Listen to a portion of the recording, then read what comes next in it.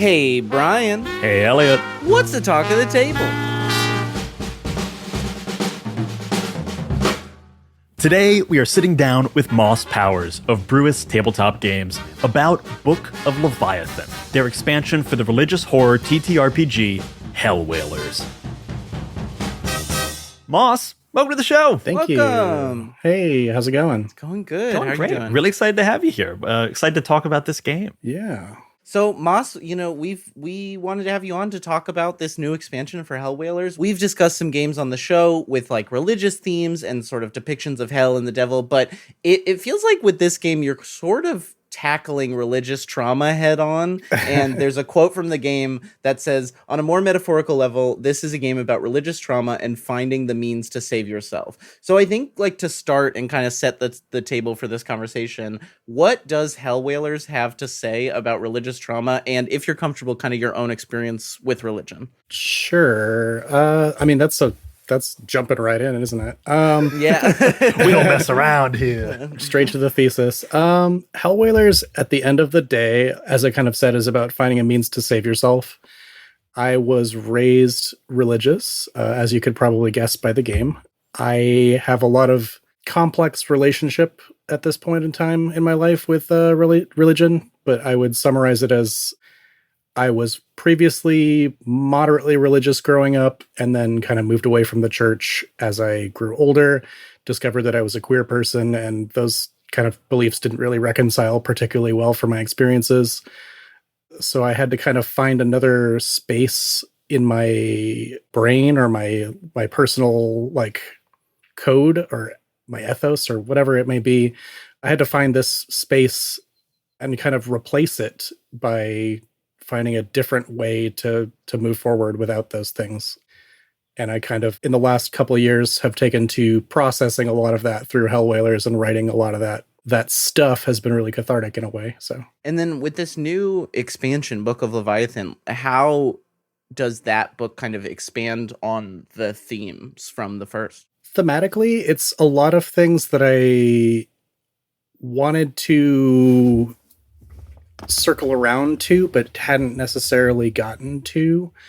It goes a little more, I won't say dark, but it touches more on some of the more abstract lore of Christianity, and particularly the Bible. There's some Older Testament things in there that are a little wackier and a little stranger, but you might recognize them if you're someone that did grow up reading the Bible as I did. But we kind of touched on some old throwbacks. So a lot of that is circling around to things I didn't get to say the first time around.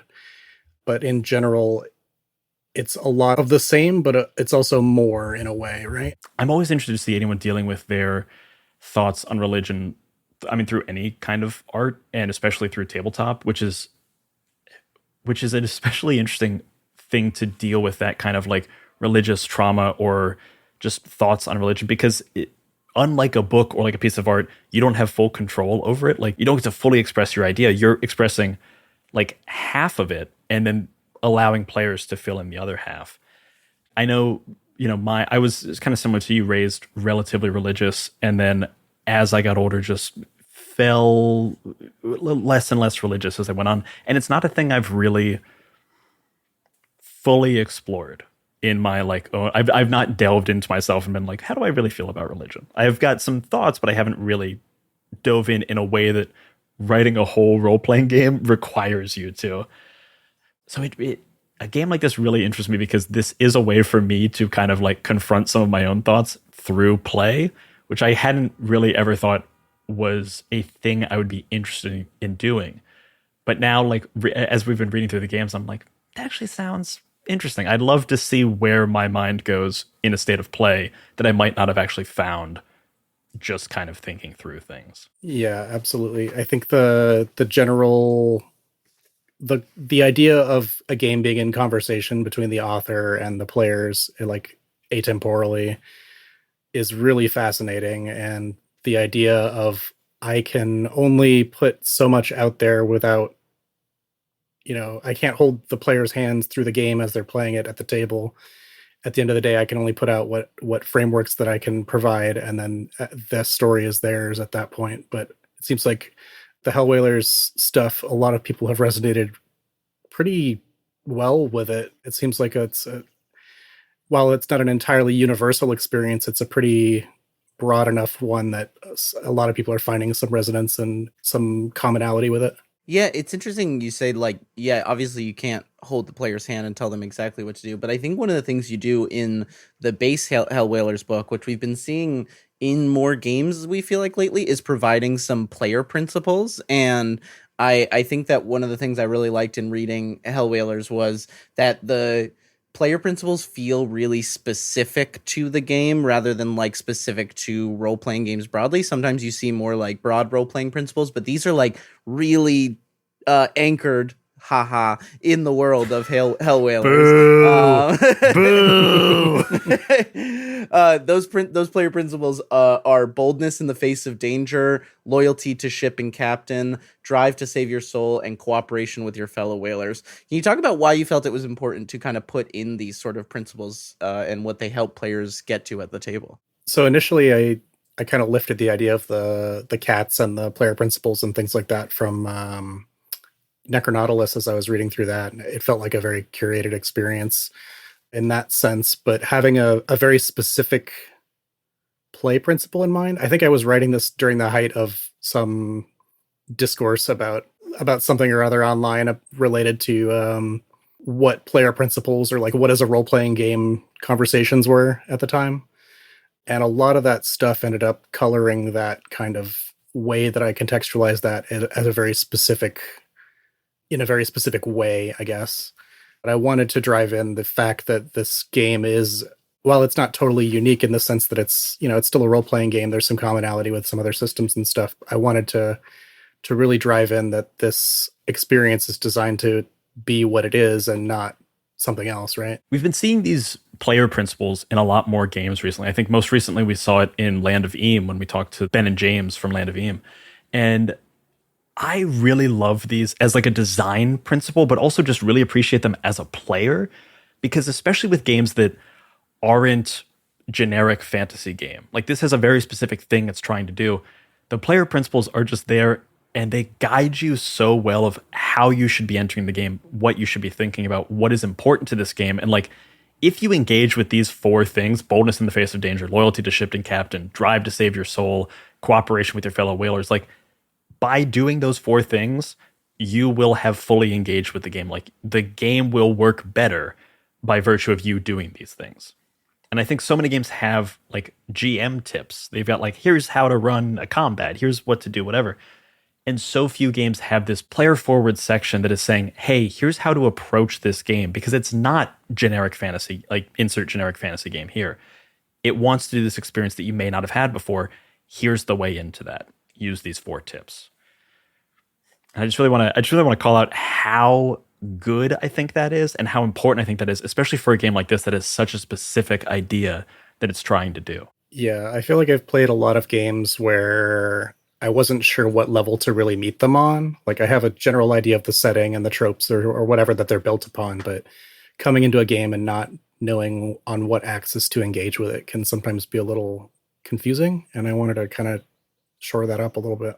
I think potentially for a listener who doesn't know the baseline pitch of Hellwhalers, I'd love to just get kind of, because it's a great pitch, and I'd love to just get like kind of in your own words what the premise of this game that people are engaging with. So Hellwhalers is a game of damned whalers set upon the seas of hell, sinners that have lost their lives and are now in literal hell, sailing upon the oceans. They've been offered a deal by a captain to slay a monstrous Leviathan whale called the Hell Whale. And should they do so and taste its flesh, they will be granted salvation and redemption and their ticket out of hell. Love that. Yeah. Rad. Like, I mean, like, yeah, you hear that and you're just like, yeah, I want to be a doomed Hellwhaler. And then like you do something in this game mechanically that like we're always excited to see, which is you bring in some kind of some board game style play to an RPG. And that's through the use of a Sic Bo board, which is something I had never seen in an RPG. Could you talk about a little bit what this Sic Bo board is and how it's core to how you play the game? So Sic Bo is roughly a 3d6 roulette table. You kind of have various odds that pay out based on a 3d6 roll. You'll bet things on a board, and they have various ratios of win to not win, and that kind of determines your payouts for them. So I took what was basically a standard token-based game and was actually inspired by a conversation that was kind of public on Tumblr, I think, at the time, between Jay Dragon and Andy from Pandian Games about what you can do with tokens other than just exchange them as a meta currency. And I think Jay had said something about it'd be interesting if you tracked where tokens were as it mattered. And I think that has kind of evolved into what now is 7-part Pact. But I kind of took that conversation in a different direction, and I was thinking about other games that I was familiar with. And I happen to know about Sic Bo through actually my LARP community. We love this game in our fake casinos that we play all the time. It's a very popular gambling game in our LARP community. And I kind of saw the potential of taking tokens, caring about where they're placed, and that kind of organically brought in the idea of HELLWHALERS as a gambling metagame, I guess. And kind of how does this idea of like using a gambling mechanic reinforce the themes you're going after in this game? Like, it's like you're seeking salvation, but part of the way you're doing that is through gambling. Oh, yeah. Definitely thematic in the sense that gambling is like a pretty iconic vice. It's typically regarded as pretty sinful. I wanted to also make kind of, I guess, a statement on the idea of not only like luck and privilege as they intersect. Like, you can get lucky and that makes it easier to play the game. But a lot of times, like, a lot of that is just like a hand of fate that is kind of dealt to you. It's not necessarily your own hard work or toil that gets you there, as some people might like to believe. A lot of times it really is just the hand that you are kind of dealt. And sometimes it is a great fortunate measure to be very privileged, and sometimes you're shit out of luck. So that kind of fell into the themes that we were playing with gambling. I know I was raised Catholic, and I've always thought of Catholics as being the Christians who can gamble and drink. So Yes. This really hit me well. And I think this game does that's very interesting is the GM role is not only a GM, but is also playing the captain, which is a playable character. Like, the captain has moves in a character sheet, which I don't think is the thing I'd ever really, maybe like the master in Die, but I hadn't seen that a lot before.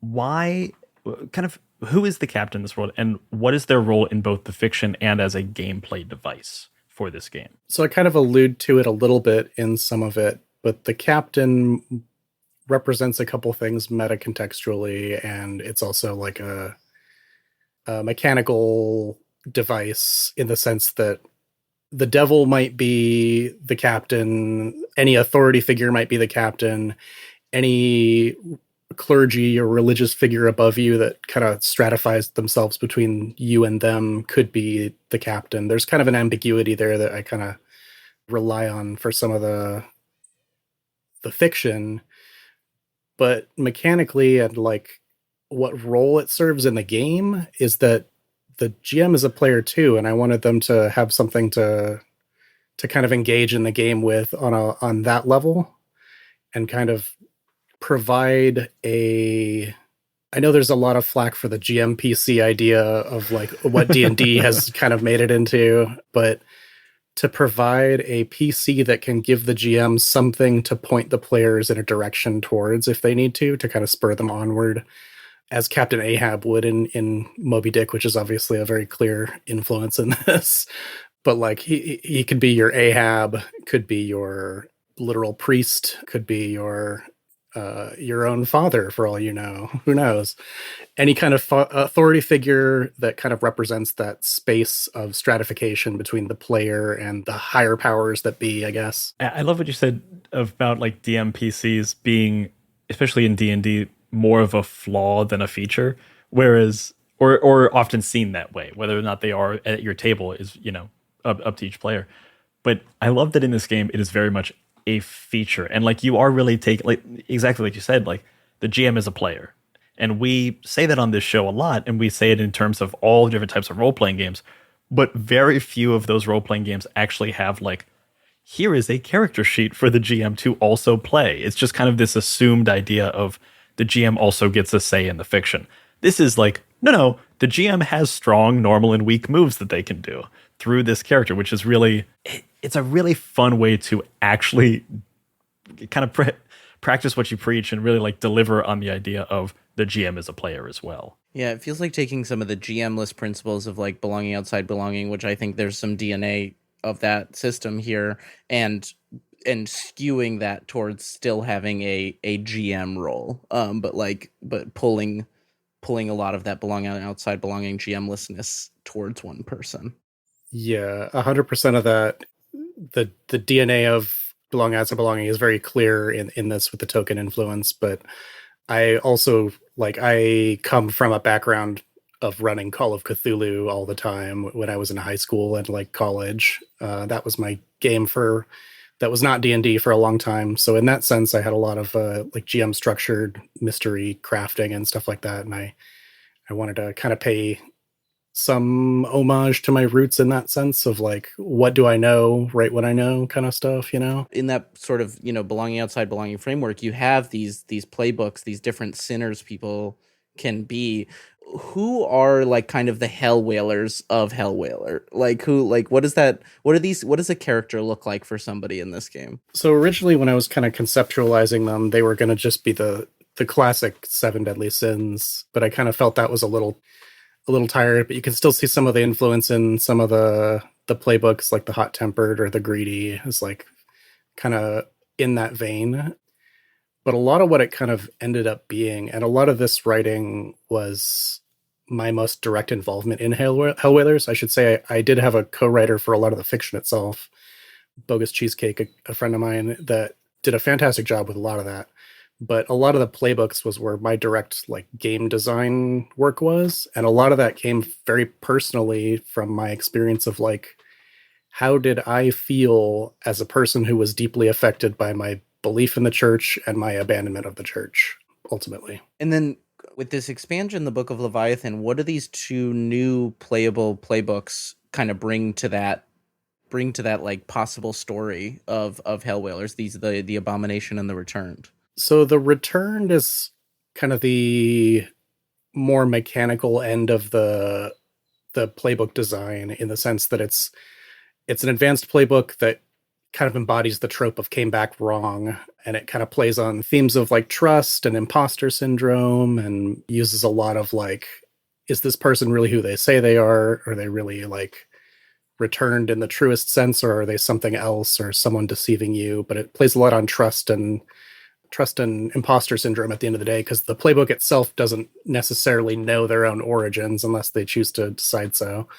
So it's like, do you really know who you are? And then the Abomination is probably the weirder end of it, but it's more personal in the sense that is my direct commentary on how I feel as a queer person, because it is ultimately about queerness, and my distance from the church kind of following that. But it's kind of a more direct commentary on some of that stuff and how I felt about my queer experience and how that kind of led to me divorcing myself from the church. And a lot of those moves that kind of show up in that space are like things I've seen or experienced and like felt as a person, kind of reconciling my queer experience with coming from a position of being told that, that kind of lifestyle will send me to hell for all eternity. Mm-hmm, right. Mm-hmm. Yeah, the church really doing great work out there. really killing it. I love that all the playbooks have like such a clear relationship with religion that you can choose to play. Like, it's like, yes, you get these like cool, different moves to play around with narratively, but it's like at the core, like these are 8 different relationships with religion and with like why you are a sinner. That's really great. It's the talk of the table.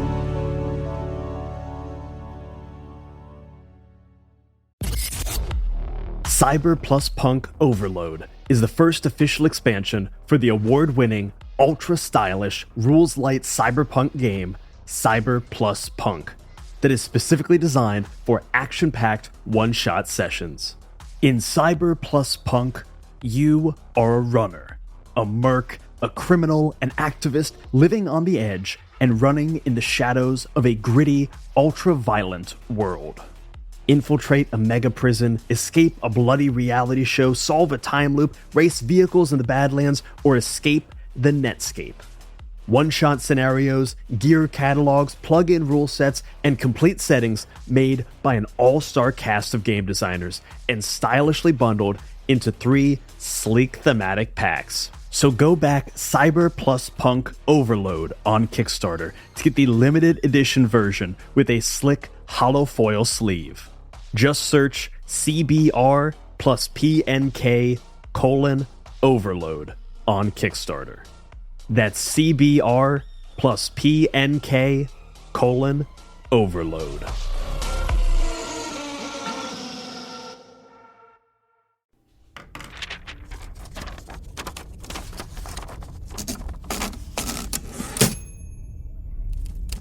Once upon a time, in a county called Sublime, there was a child lost in the wood. Our Lives in the Wood is a horror actual play series exploring the tragic lives and stories of the citizens of Sublime County, orchestrated by one of the stranger's most devious of servants, the writer. Witness the everyday lives of those lost within this terrible wood and glimpse the hope shining dimly in the dark. Enjoy tightly edited episodes with immersive sound design and a rotating cast of guests playing a wide variety of indie TTRPGs, brought to you by Tales Yet Told, wherever you get your podcasts.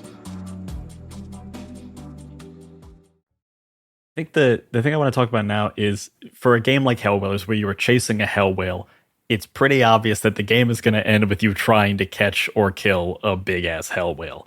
And I feel like in a lot of games like this where there is one like big climactic scene at the end, that's the scene you kind of have to nail as a GM. Like the whole game is built towards it, and that's like the focal point of the game. It's the thing you're trying to do. You're trying to catch or kill the whale. How does this game help you to get there and really nail that scene in a way that's going to be satisfying and emotionally resonant for all the players? I think a lot of it came down to just like deciding on, for one, a set of mechanics, and for two, a lot of like build up, because really you got to get in the mindset of hyping it as you go to it, and then you got to deliver on that hype, but you got to have the buy-in. You got to have all that like that's the conceit of the whole game, is that you're after that thing. So if you're not hyped when you get there, there's something wrong, right? But generally speaking, delivering on that came to the idea of like, how do I craft a memorable boss battle that doesn't feel just like a HP slog or like throw tokens at it until it's dead kind of thing. And a lot of that came back to the idea that I originally had kind of talked about with the gambling of like, there is a luck element, but it's kind of stacked in a certain way that it's not going to all front load into one bad roll and you're dead. But ultimately the mechanic is you're trying to beat the whale before the whale rolls 6 3 times to end the game, essentially. So there's a building tension as 6s appear. The first 6, you get a little more intense. The second 6, you get a significant more intense. And then the third 6 will literally destroy your crew and your ship. That's rad. I really like that take on what is essentially a track, but like having it be a thing that is randomized and is rolled is really exciting, because that's always, like you said, the tension is going to mount because you can see it, you know where it's at, and you know that the last tick on the box is all down to a roll of a die. Like, going back into the gambling mechanics and going back into even like the player setup in the first couple of pages. Like, if you've gotten to this point, you're bought in, and that starts on page 3 of this book that says that's the player principles, and then the core mechanic of the gambling like all brings into this like one climactic battle that I am very excited to play someday, because it's going to be very fun and epic. And it kind of inverts the gambling that you've been doing all throughout play of like, using this Sic Bo board, and then it's like now the GM kind of gets to do it's not quite a push your luck, but it's like it's got push your luck feel to it of like a keep going until I can get you. Gambling, or I guess the players bad. are pushing their luck because they roll every time the player takes an action in this final. It'd be after every player gets one round. So gets one round. You just pass a scene, pass the scenes around the table, and then the whale goes, and then pass the scenes around, and then the whale goes. What is kind of like Could you share, like, from playing the game, playtesting the game, like, a moment in this battle that feels like so Hellwhalers? From, like, anything you, like, from your experience running or playing the game, yeah. I'd say when you get to that second table and like every single die roll is like that could literally crash your ship to pieces in a 1 in 6 shot. But when you get 2, 3, 4, 5 rolls before it hits and you manage to take down that whale, there's something really satisfying in there. And some games it's going to come down. I've seen a couple playtests where it came down to like a 6 on the first roll, a 5, and then a 6 on the second table. And then a couple rolls, and then the last 6, and then you're dead. But that's still 4 or 5 rolls before it, like, and you get 12 or so actions in between all those rolls. So it ends up pretty climactic regardless of how quick it goes. But I've definitely seen some quicker ones. Right. It is, at the end of the day, it's a luck mechanic. So it feels very like we just played Last Train to Bremen on my first dungeon, and it feels very much like that, like, final encounter in Bremen where it's like, yeah, the odds are weighted against you because you're fighting the devil. And it's like, the odds are weighted against you here because you're fighting a literal fucking hell whale. And, like, it's gonna feel challenging. And if you succeed, it's gonna feel really fucking good. Well, I say that, but the epilogues in this game are pretty fucking brutal, like on the whole. So could you talk to us a little bit about, like, these epilogues and what happens after, let's say you defeat the hell whale? Like, what happens to your sailors after? There's kind of a, maybe spoiler alert for folks who want to experience this in game, but it seems like these epilogues feel like they're really the nail of your point with this game. yeah. So a lot of these epilogues were kind of co-written by Tom, Bogus Cheesecake, and we really wanted to drive in the theme that there was really no happy endings here. True salvation doesn't come from killing a whale, obviously. It's like the idea is you got there through your own merits as, like, clawing your way through hell and finding a way to really manage to save yourself at the end of the day. And, like, a lot of that is just the nature of the journey more than the destination, I guess. Because really, when you get to those endings and you get kind of a bleak cutscene, more or less, in a lot of them, you kind of realize, like, oh yeah, I was playing probably a pretty bad person, or maybe a good person, or, like, what does the nature of a good versus bad person really mean, right? There's some commentary on that, as well as, like, who really deserves hell, and the idea that, yeah, you might be flawed in some way, or you might have these vices or these sins that your character is kind of mired in, but what does that really mean about their worth? And what does that mean about, do they really deserve eternal suffering and torment for that? Did they to begin with? And then, of course, the idea that they can claw their way out of that and find true salvation is kind of also a commentary, I suppose, on the idea that that's not really something we'll find necessarily either, especially through brutality and violence, as the game kind of enforces. It's interesting that when I read through these epilogues, I immediately thought about 10 Candles, which is, tragic horror game. And in that game, like, it's very explicit throughout that no one survives 10 Candles. Like, the point of 10 Candles is you get to the end and everyone is going to die. It is tragedy. There is no surviving that game. And in that game, it's very explicit about it. It's on, like, the back cover. It's on, like, page 1. Whereas in this game, you can succeed in killing the whale. It's difficult, but you can. But the epilogues are kind of like, you're kind of screwed no matter what. Like, this is a bad ending. There's no escape of this. There's only flavors of what future could look like. I'm curious how important it was to you, or why you chose to not highlight that aspect in, like, the character creation or in the introduction of the game, and instead leave it as a thing that is going to be discovered by the players rather than they know going in. I think the real reason for that is that I'm kind of a sucker for drama, and I love the idea of hiding it from the players a little bit. Hey, that's fine.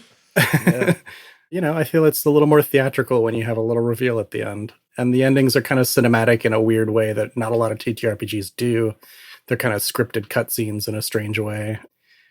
But they were kind of designed to play out like depending on the player's journey along the way, the GM will kind of choose one that seems appropriate to the players and kind of pick one that resonates with the journey in a sense that feels like it can be a strong thesis to whatever journey had led them there, I suppose. And there's a few different varieties of the endings that kind of touch on various themes. But at the end of the day, like, it's partially a horror game, and we kind of wanted some horror aspects to the final endings, of course. I think the thing that makes the epilogues work in this game is the work you've done up until now to like get the players in the headspace, even if not telling them explicitly that ending is coming. Like, starting with the player principles on like page 3 or 4, you know you're doing these things, and by the time you get to this point, I think it should be pretty obvious to you that like the hell that you are going through is not just you're not gonna have a beautiful happy ending in, you know, a classical Christian heaven. There's no pearly gates for you, and even if there are, those pearly gates contain something sadder and more nihilistic. Anyone offering you a deal in this game does not have your best interests at heart, including the game in a fun way, in kind of a fun kind of antagonistic way. Yeah, I feel like that was one of the things that I felt like I could get away with not spoiling the idea that there's bad endings like that, because it seems like there should be a catch and everyone should kind of be on board and know that. Yeah. I love a twist. I really do. I think it's I'm curious, like, what, like, how do people react? How do these hit at the table? I've had kind of a broad spectrum of endings. The one that gets used the most is the one that's Heaven's Empty, essentially. Spoilers, sorry.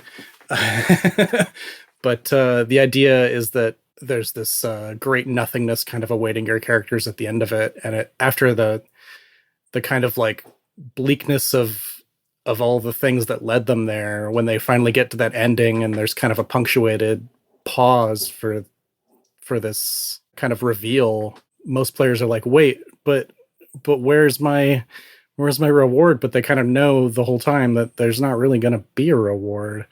But that kind of leaves them sitting in their characters for a moment. And usually we do a little highlighting, like post-epilogue kind of thing a lot of the times at the table, where we'll kind of like highlight what their characters are thinking as they're now kind of more or less marooned in their own purgatory of sorts, and that doesn't really lead anywhere, I guess. Their own personal hell (parentheses heaven?) question mark. Yeah. There's there's two pieces of media this is weirdly reminding me of, like, that are very different in tone, but I think are saying similar things. One is Hitchhiker's Guide to the Galaxy, and this like idea of like, we're seeking the answer to the life, the universe, and everything, and the robot spits out 42, and it's like, well, you don't have the question. And it's that idea of like, yes, seeking these grand answers is a bit of a fool's errand. And then the other one that it reminds me of is The Good Place. And spoilers for The Good Place, in case anybody hasn't watched it. But massive! If you haven't watched The Good Place and have any idea that you might want to, yeah, Moss, you do should you want skip me to ahead not for spoil about 2 it? minutes. Have you watched The Good Place? I've seen a couple seasons, but I'm not a TV person. You're fine. Okay. Okay, good. For the next minute, I'm telling you, listener, right now, I'm going to How the spoil the series massive twist of how The Good Place ends. You can skip a minute ahead now. The Good Place, the ultimate reveal is that like the actual Good Place is empty because the people who are in charge of The Good Place have just like been running this insane calculation, and like nobody is savable. But then ultimately it twists around and it's like everybody is savable, but not in the way that we thought. And I think that these two kinds of, I'm reminded that these two kinds of things are, I like this idea of like seeking great answers, seeking great salvation from like an outside source isn't the thing. It's like, it's a personal journey. And that's what you were saying before, that like this game is ultimately about the journey.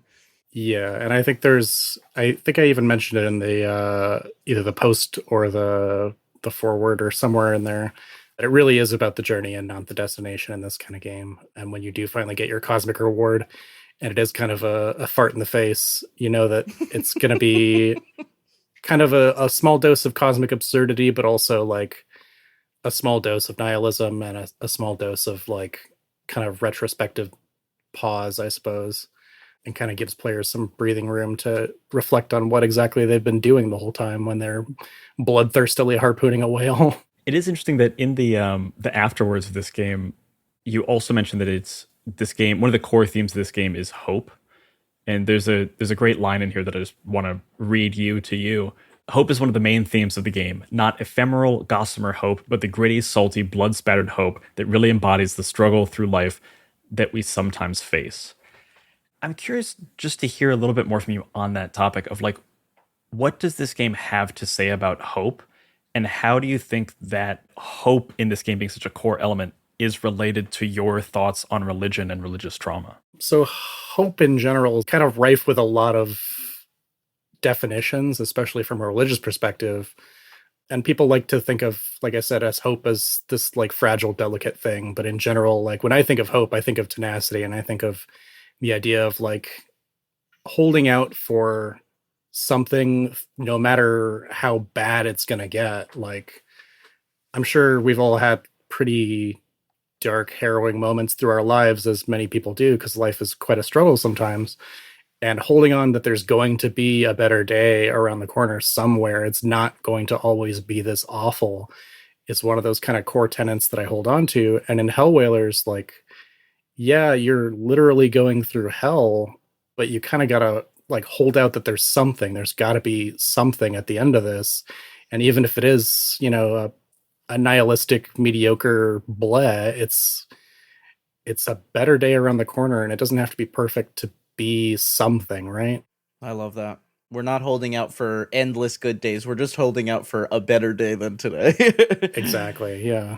So, Moss, before we start to wrap up this conversation, I want to talk a bit more about this expansion you've got crowdfunding, which is Book of Leviathan, and specifically, like, where are you crowdfunding? When are you crowdfunding until? And, like, what can people kind of get from this campaign?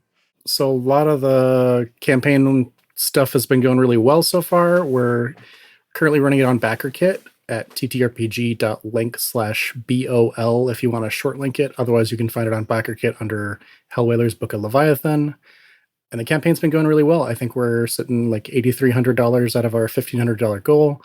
So we've hit a couple stretches here. We've got quite a few tiers to offer. We're doing a literal, like a build your own harpoon kit that someone has already backed for at $666 that I'm excited about. I don't think I saw that. That's I so didn't great. see that. That's sick. The 666 tier comes with metal harpoon heads that you'll be able to attach to like a wooden stick, like a broomstick essentially, to make a harpoon with. That's wild. And also a chest and a bunch of other stuff and like a flag and all that, couple book copies. But we already had a backer for that I'm really excited about. But we also have a bunch of other stuff. We have patches, we have book copies, we have the original and the expansion, both available, PDF and physicals. And we have some patches, some like, I don't remember what all we have, honestly.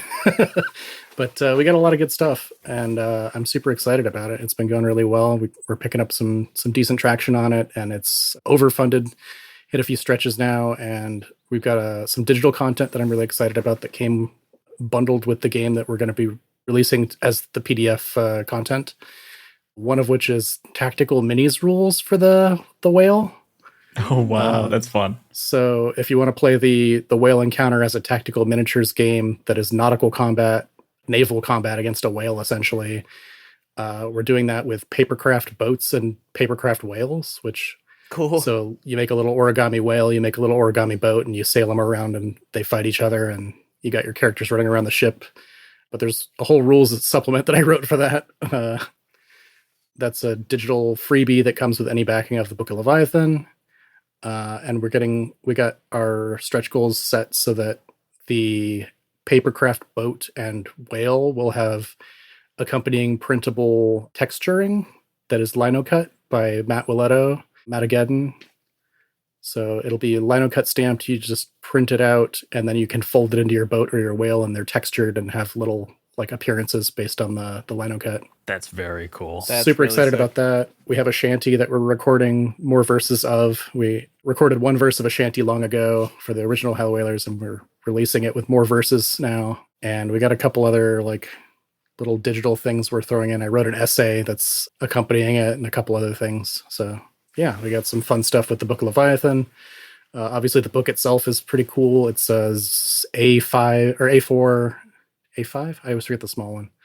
It's the half size of a letter, and it's 40 pages per Book of Leviathan, so it's pretty thick, reasonably speaking. So I'm excited about it. The art looks gorgeous. It's all come together really well. I'm super stoked on it. And if you need yet another reason to back, if you guys hit your one of your final stretch goals at 18,000, so you got to double what you've made right now, we're going to do an actual play of HELLWHALERS over on My First Dungeon. So if you want to hear us play it, keep backing this project, because we want to check it out and put it on mic and do some crazy naval combat sound design. And Hell Ocean sound design. Ooh. We did a whole bunch of shanties for Wild Sea. It feels like we'd have to make at least one shanty for HELLWHALERS, which feels right. Yeah, and you're working with Tony from and Plus One again. I know Tony helped bring the original game to life. Like, how has that been? How has like Plus One kind of helped bring this game to life and now bring the expansion to life? Honestly, huge shout out to Tony and the whole crew for helping out with it. It's been a great process, but originally HELLWHALERS was picked up with Plus One EXP, and when I mentioned that we had an expansion in the works, Tony was really excited and wanted to help us bring it to life. He's been monumental in helping, and so is the rest of the crew that we've been working with for it. It's been a fantastic endeavor working with them again. Oh, I know one thing mechanically I didn't get a chance to ask about. There's a fishing mini game in HELLWHALERS, which I just was like really delighted by. And also the fish are so weird and cool, and you've got a bunch of new fish in the Book of Leviathan. Can you just briefly talk about this fishing mini game and like why you wanted to include it in the game? Oh, of course. If I have a game that's set on the ocean, you can be damn sure there's going to be a fishing mini game, of course. How could you release a game without one? But honestly, I love the idea of onboarding players to the whale encounter by teaching them how to fight it in the same way with the fish. That's what it is.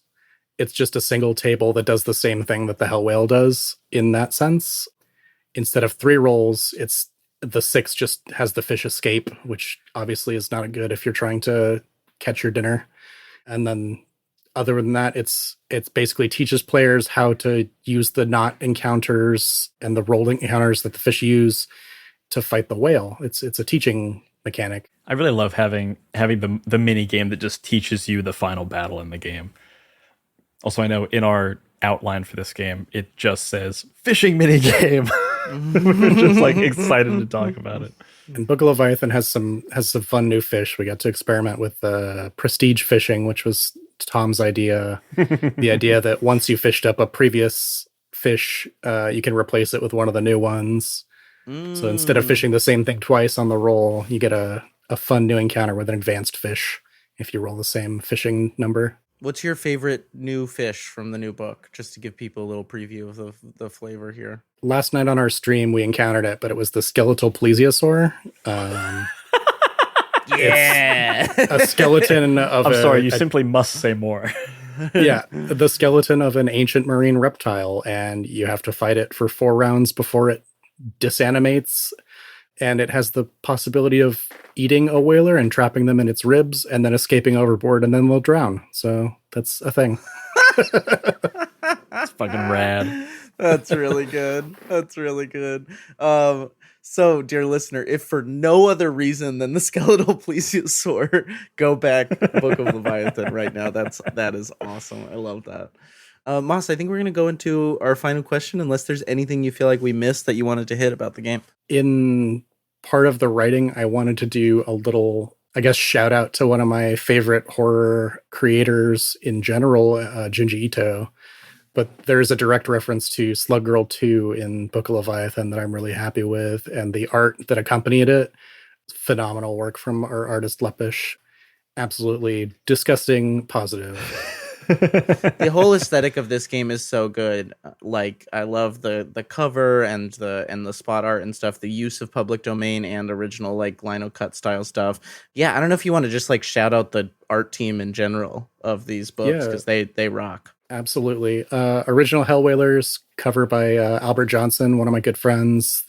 He did a fantastic, iconic look for the whale. Very bold and striking with that first cover. A lot of the The internal stamps were done by my friend Charles, who also ended up doing the shanty, musician friend that does some lino cut work. Did some interior, like physical stamps for the first book. Lepish did our digital stamps. One of my friends from LARP, they're fantastic and do a really good job of like capturing the lino cut feel, but in digital art. A lot of that striking kind of look of like the high contrast, black and negative space. And then we have some art from the new cover is by my friend Holly Freiberg at Holy Frogbert on Instagram, if you want to follow her. Holly did a fantastic job with the lino cut. She kind of surprised me. I wasn't too sure of what it would look like when it was done, but it was actually based on a concept piece by one of my other friends that drew some fan art for Hellwhalers. And then we kind of turned that into a lino cut piece with Holly's work, and it came out fantastic. And we brought back Albert for one other internal stamp on Book of Leviathan as well. So excellent art team. Shout out to Public Domain too. Hey, Public Domain is fucking great. 100%. Don't I know it? Moss, thank you so much for coming to the table. We always have one last question we like to ask of every guest before we let them go, and that is, what are you bringing to the table? And this is just our cute way of asking you for a recommendation of anything for our audience. This could be inside of tabletop, outside of tabletop. It could be a book or a movie. It could be a font, or just, hey, go take a walk outside because the weather's nice. And Moss, what do you bring to the table? I'd say, kind of looping back to earlier, hope. There's always going to be something around the corner. Keep that hope alive. Even if things look like shit right now, it'll be, there's something around the corner. Even if it's not a perfect heaven, maybe it's a little better than now, but it is coming. Just hold out. Wow. Hell yeah. Agreed. We'll link to Hope in the show notes below. Yeah, we'll link our affiliate link where you can buy Hope. Sorry to undercut that really beautiful message with a dumb. No, it was a really beautiful nice. message, and I apparently I battle sincerity with jokes. Well, Moss, thank you so much for coming. Do you want to let people know where they can find you online if they're looking for you? And also remind us one more time where they can find Hellwhalers if they want to back the project. I am Moss Powers. You can find me on most places of the internet at Moss Dagger, MossDaggar. I'm on Blue Sky, Tumblr, Discord. You can probably find my email if you look hard enough. Yeah, and then you can find the Book of Leviathan at ttrpg.link/BOL, Book of Leviathan, or you can search around on Crowdfunder, or on BackerKit rather, and find that link if you want to do it the hard way. Book of Leviathan's crowdfunding through July 10th. You can also find the original Hellwhalers through Plus One EXP, and pretty soon Book of Leviathan will also be available at Plus One EXP. TTRPG link, or ttrpg.link/hellyeah for Hellwhalers. Shout out to short links. Excellent. And if you want more gamey content from us here at Talk at the Table, you should consider becoming a member of the Many-Sided Media Patreon. There you'll get access to bonus roundtables we do with guests for Talk at the Table. We also do bonus actual plays for My First Dungeon, cast talkbacks for My First Dungeon, and a whole lot more. There's a ton of stuff there. You really get your money's worth. We're really trying to make it your money's worth each and every month. Also, if you want to keep up with what we are working on, you can become a subscriber to the Many-Sided newsletter. Those will all be linked in our show notes below. As always, please rate, review, and follow Talk at the Table wherever you get your podcasts. And that's what the table is talking about. Bye-bye, everybody. Bye-bye.